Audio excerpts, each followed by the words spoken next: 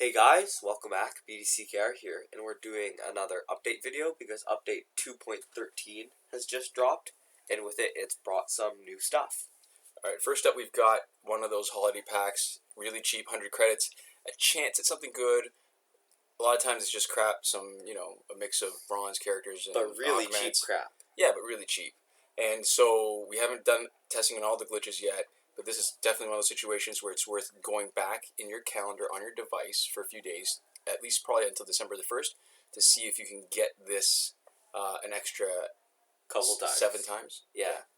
We also have new packs. The challenge pack is back, but slightly modified. It is now 200,000 credits, up from 150, and there's an increased chance of Dark Side Apocalypse. Yeah, now there's so much in this update right now that we're probably not going to test for a while, but if we have a chance, it might be worth doing a pack opening to see what the drop chances rate. of it. And who's been added, actually, if any of the recent challenge characters in the last, I guess, year or so have been added. Yep, there's a new challenge pack, which comes with Jessica Cruz. Oh, yeah, the early access? Early access pack, sorry, yeah.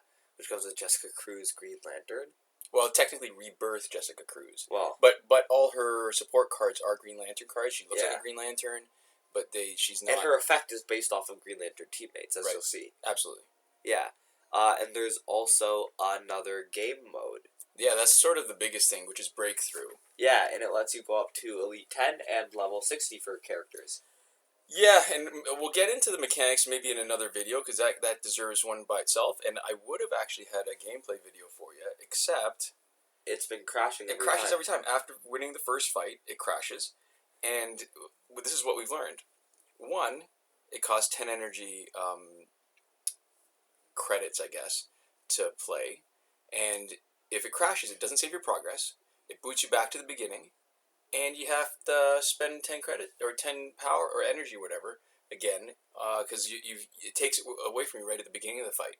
Yeah, and it appears to be an event. The way that they're marketing it, they say it's a timed event, but it's hard to tell for sure. Yeah, it sort of boggles the mind that it could be potentially timed, because you can unlock one promotion for one character each day.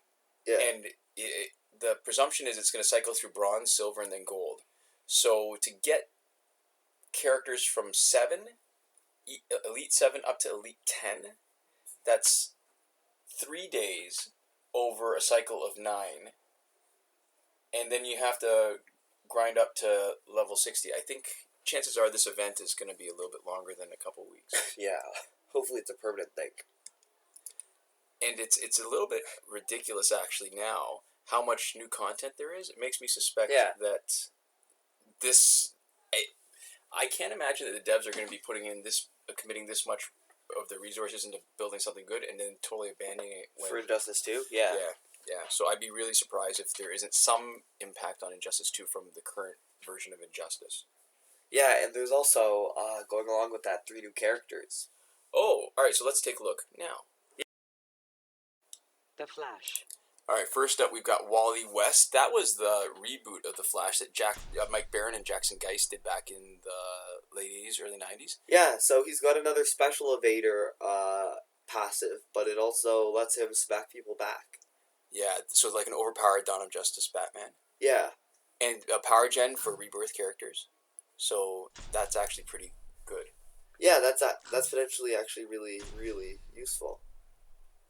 Yeah, and you can see based on his damage stats that his specials are pretty darn powerful. Yeah, pretty top-notch. And you can see his stats too. He's actually on the high end, right, for the attack. 52, yeah. And unaugmented. So that's kind of ridiculous. And he's got an interesting character design. Yeah, they're more cartoony, actually. All 3 of the Rebirth. But I like it. Green Lantern.